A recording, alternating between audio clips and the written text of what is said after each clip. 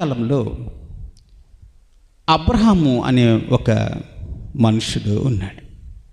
ఈ మనుషుడికి చాలా సంవత్సరాలైంది కానీ పిల్లలు లేరు.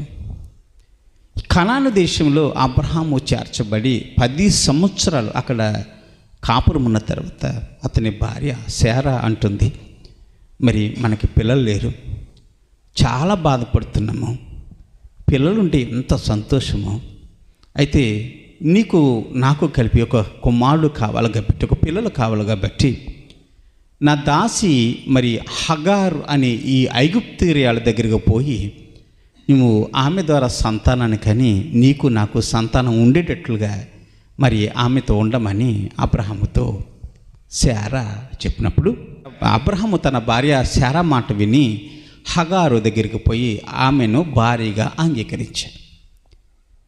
విషయం ఏంటంటే